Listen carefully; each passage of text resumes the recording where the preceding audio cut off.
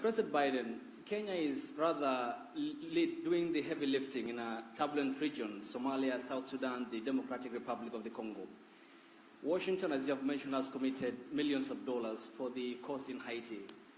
Isn't it ironic that while America is ending its forever wars in Afghanistan, the latest in 2021, under your leadership, when you withdrew troops from Kabul, and that you're committing Kenya to another foreign wars 12,000 kilometers away from Nairobi? I mean, why the discrepancy, why the dichotomy? While you're ending your forever wars, overseas wars, yet you're committing Kenya to Haiti. Can you explain that? Very easily. There's a reason why Afghanistan has been known as the graveyard of empires. The likelihood of anybody uniting Afghanistan is highly, highly, highly unlikely, number one. Number two, there are ways to control ISIS other than occupying Afghanistan. It was an unnecessary need. Now, with regard to Haiti, Haiti is in an area of the Caribbean that is very volatile. There's a lot going on in this hemisphere, and we're in a situation where we want to do all we can without us looking like America once again is stepping over and deciding this is what must be done. Haitians are looking for help, as well as the folks in the Caribbean are looking for help. And so we checked out with a number of other countries. The one who stepped up was Haiti. We committed to provide the wherewithal, the intelligence and equipment and the like to Haiti. And so it's a logical thing. And you have a first-rate capability, and you keep your word. That's an important dynamic. I agree with President Biden that Kenya's participation in Haiti is not so much about what happened in the past.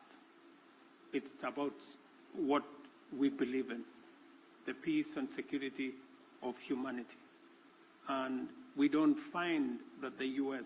is committing Kenya because the U.S. cannot commit Kenya. I am the president of Kenya. It's me to make that decision. And it's the people of Kenya to commit their own troops using their own structures. We've gone through the processes in Kenya. Parliament has approved. We have a clear mandate. We have a clear framework. And it is us, the people of Kenya, who made this decision in the interest of serving peace and stability as a responsible global citizen, and understanding that insecurity, instability anywhere is insecurity and instability everywhere. And by the way, you asked about, you implied that we weren't doing anything anywhere else. Well, we're kind of occupied around the world, but we're also engaged in Congo, in the neighborhood. And, you know, we can continue to help alleviate human suffering there. The United States is the largest humanitarian donor, providing $375 million in humanitarian funding just this year, including support for more than 6 million displaced people from the DRC. So we are engaged in more than one place. Follow up to my president, Dr. Ruto. You said that Kenya is committed, and in your Carter speech in Atlanta, you said it's based on humanitarianism, helping Haiti out. But can you explain the geopolitical goal, 12,000 kilometers away from Nairobi, when schools in the counties of Baringo, West Pokot, and Turkana have not yet opened because of the banditry problem, yet you are committing our national police force to Haiti, and where is the priority, this being one of your major manifesto pillars, talking about security, and to the extent that even the Defense Cabinet Secretary talked about the deployment of, if need be, the Kenyan military or the special personnel to make sure that schools are open, children go to school in areas that are bandit-prone in Kenya. Why are you committing to Haiti when we have a problem back home? Is it an irony that you are putting the fire in the faraway neighbor's home when on our own home is on fire? Thank you very much. I made a commitment to the people of Kenya to sort out insecurity in the North Rift. I have followed that with action. As we talk, there are 3,000 military officers in the North Rift, 2,000 police officers in the North Rift. We have renovated the first 15 schools and completed. We have reopened 20 schools already that were closed in the North Rift. And That exercise is ongoing. We have made tremendous progress in making sure that we create security at home, but that does not take away our responsibility. Even as we were deploying troops and policemen in our own country, in North Rift, to sort out the banditry problem, we still deployed 1,000 troops to DRC Congo, because that is our neighborhood. We have 5,000 troops in Somalia, because equally that is our responsibility. And Haiti should not be an exception. That's why deploying 1,000 security men to Haiti speaks to the same belief and commitment to peace and security. Next question from April Ryan.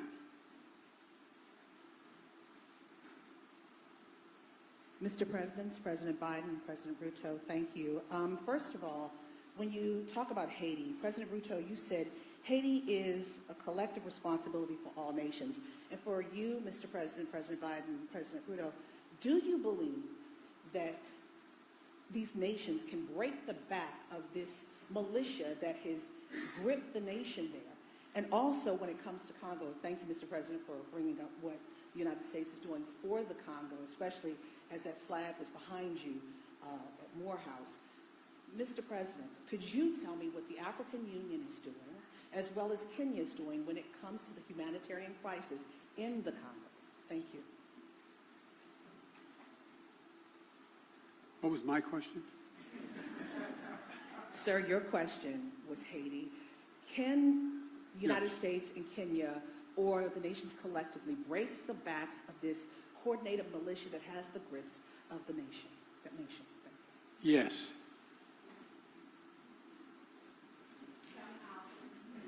The very way we're doing it. We're not talking about a 1,000-person army that's made up of trained persons. This is a crisis. It's able to be dealt with. And we think we can deal with this way with a multinational approach, with Haiti leading the way and us providing the intelligence as well as equipment. Gangs and criminals do not have nationalities. They have no religion. They have no language. Their language is one. To deal with them firmly, decisively, within the parameters of the law.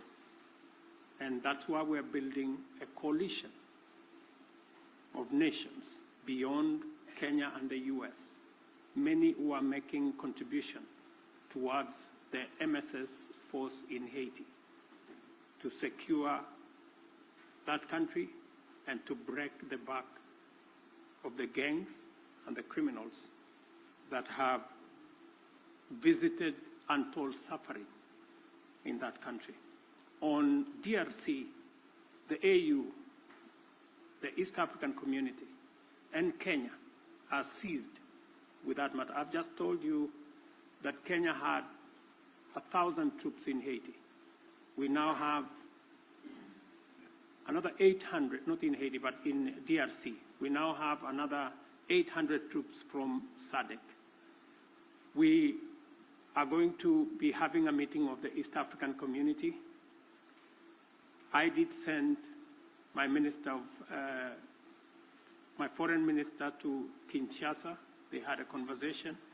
And shortly, we will be looking at how to begin the dialogue process under the Nairobi process, because we believe there is no military solution to what is going on in DRC, but instead, dialogue should be able to give us the necessary momentum and outcomes that would settle the matters in Eastern DRC.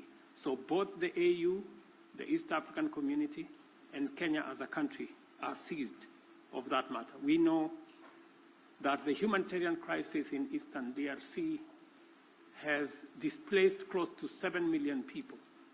And I want to thank the United States of America for stepping in with humanitarian support for that region, because it is a collaboration of different countries in different ways to deal with that situation. The rest of us are committing troops.